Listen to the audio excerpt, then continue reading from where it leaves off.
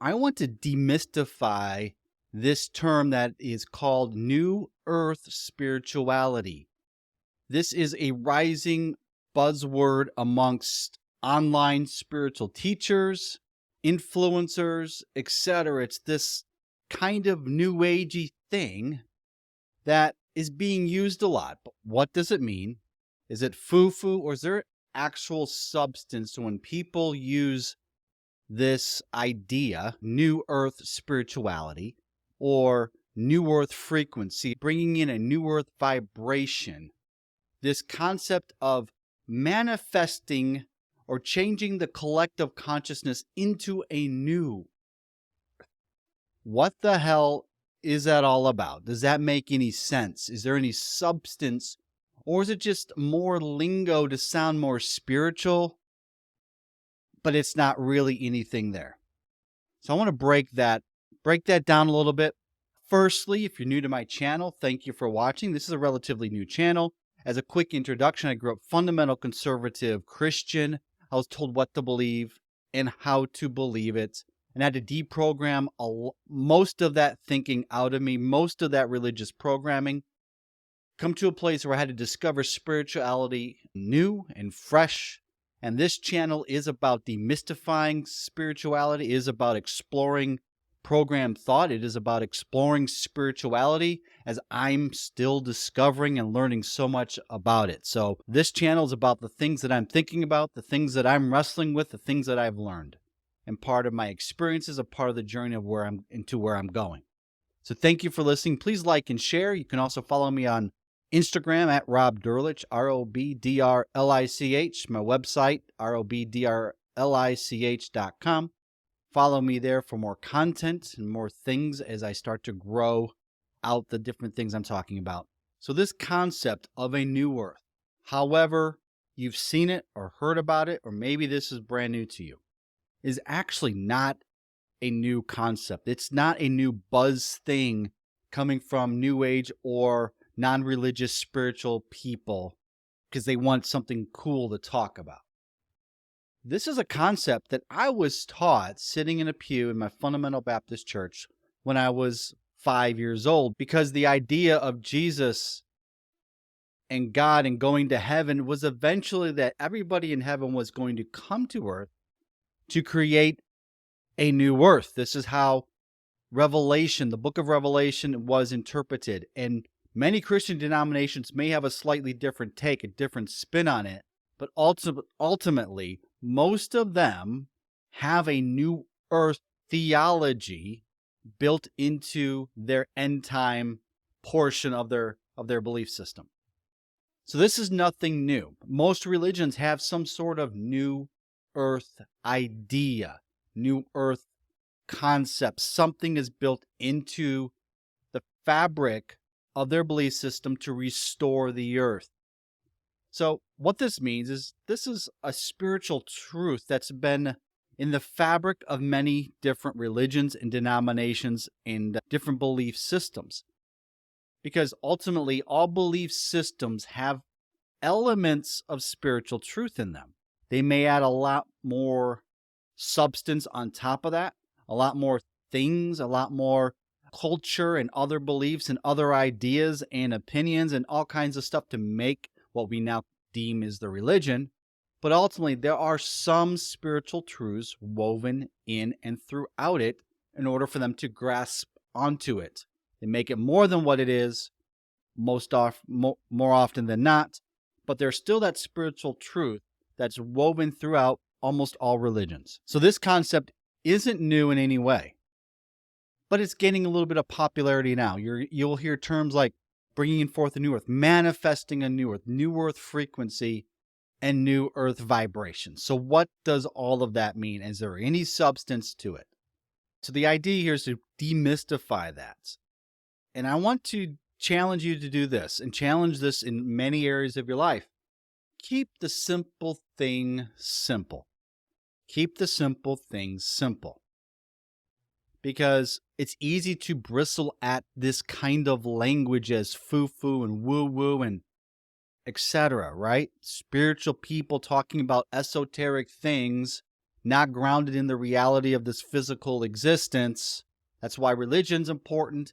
That's why I like my religion, because it's just what it is. I believe it, and it answers my questions. And spiritual people get all esoteric, talking about raising the consciousness and the frequency of the earth. Keep the simple things simple. So let me ask you a question in light of that. Keep the simple things simple. Do you want to live in a better earth? That's the question. That's the challenge. Because that's what we're talking about.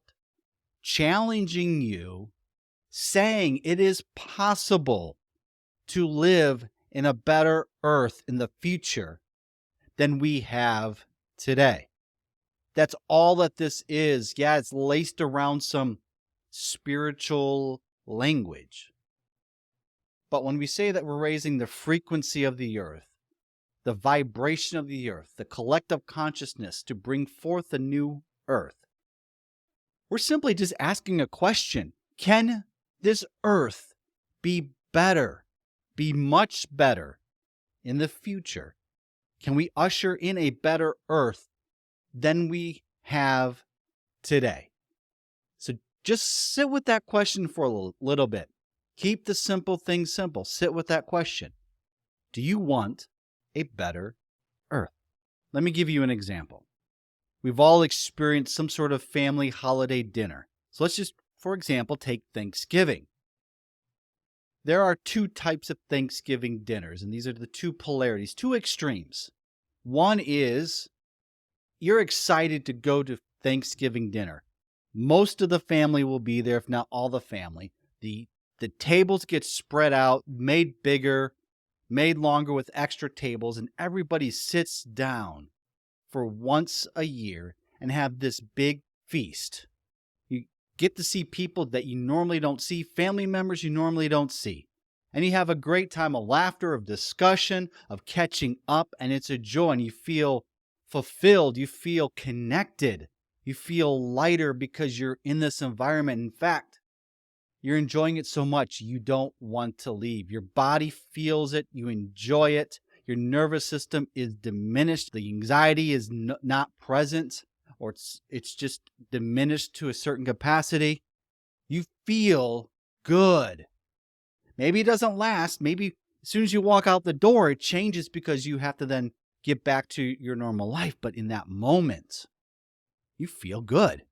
It's a great experience. Everybody is there for a higher purpose, to connect, to support each other, to understand each other. There's no fighting. There's no debate. Maybe some healthy debate, some healthy discussion, but there's no attacking. There's no bitterness being revealed, regrets from the past being laced out on somebody else. You feel good about it. Take family number two, and I alluded to what family number two could very much be. It's this anxiety-ridden dinner where you are obligated to go to the dinner because the repercussions are something you don't want to deal with. So with anxiety and stress, you show up knowing what will fully happen, but the family does it every single year, no matter what. It doesn't change. There's going to be a fight. There's going to be debates. There's going to be yelling. There's going to be people trying to calm each other down. There's going to be regrets from the past or a bitterness coming back out against another family member, fights, maybe even physical altercations. And it's just heavy. And your nervous system's inflamed. You're in fight and flight. You just want to go home. One, you don't want to leave. Family dinner number one. The other, you want to go home. What is present in both of those? There is a frequency of energy in your body. One is light and enjoyable. The other is anxiety, and you want to run away. One is a calm nervous system. The other's inflamed nervous system. The energy in your body is different. The frequency in your body is different. And I'm sure most of us have some experience, maybe not quite to one extreme or the other, but you understand what I'm referring to. This is the example of what people are referring to when they say raising the collective consciousness, bringing forth a new earth frequency.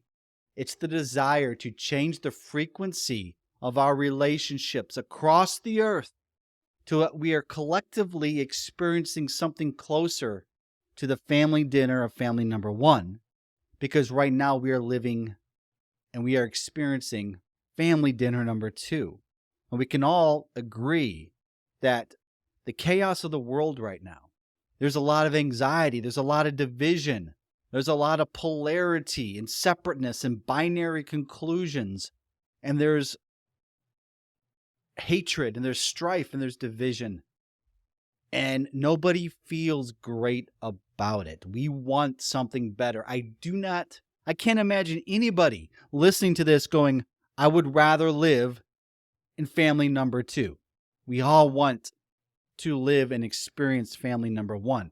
Now take that concept and just make it bigger. Yes, it's out there. 8 billion people is a lot of people to bring to the family dinner, to raise the frequency to something that supports each other. But this is the idea we're talking about. Back to keep the simple things simple.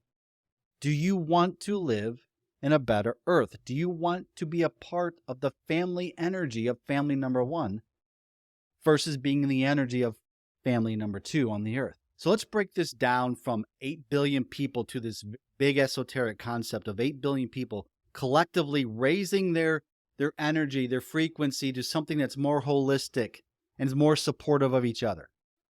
Let's whittle it all the way down to you and me, because this is where it starts. And you might be going, how can we create a new earth by raising the frequency?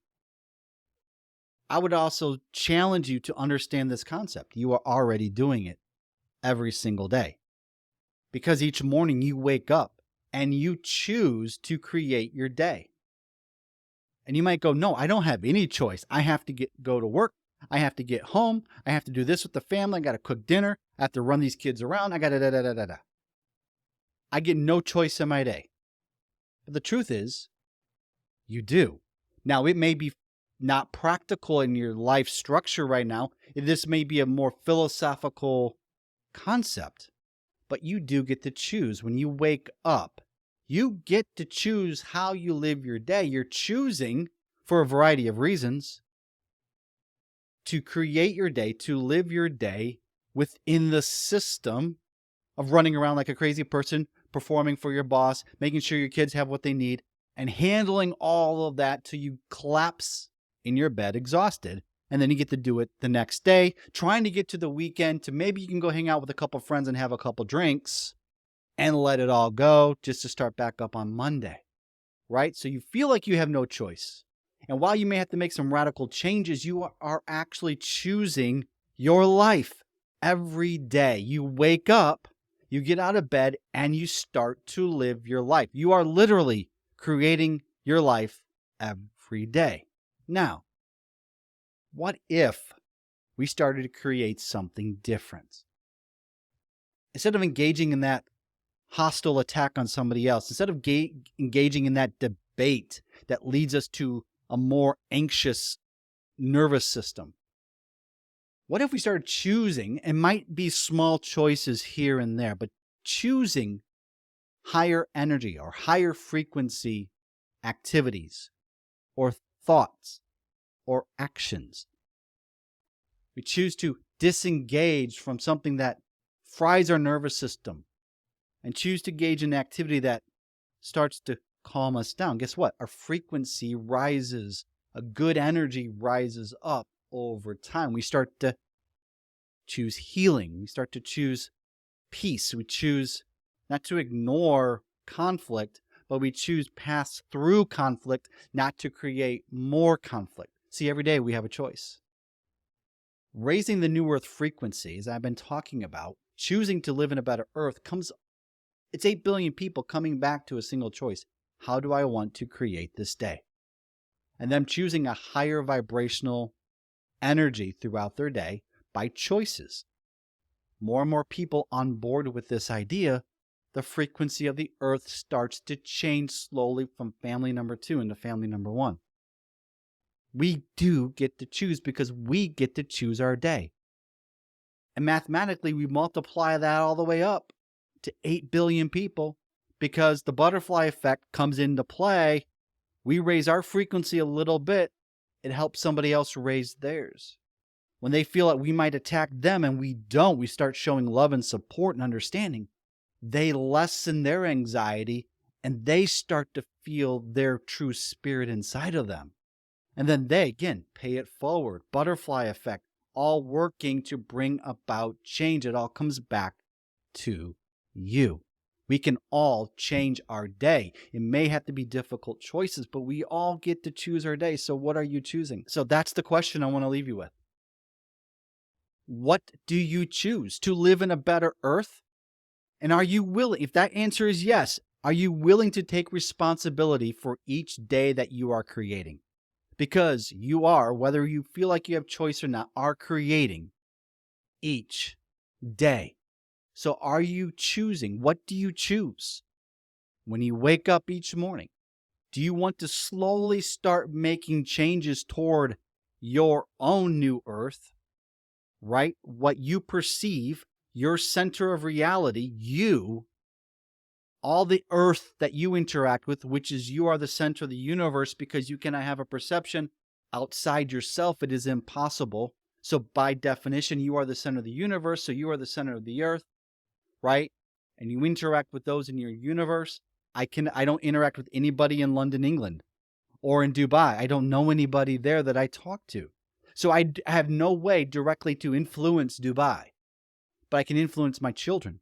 I can influence people that I work with, people I see in the grocery store. I can choose to make their day a little bit better, make my day a little bit better. I get to choose my earth and changing the earth that's around me, my small window of the earth, if you will. What do you choose? Do you want a better earth? Then can you choose a better day?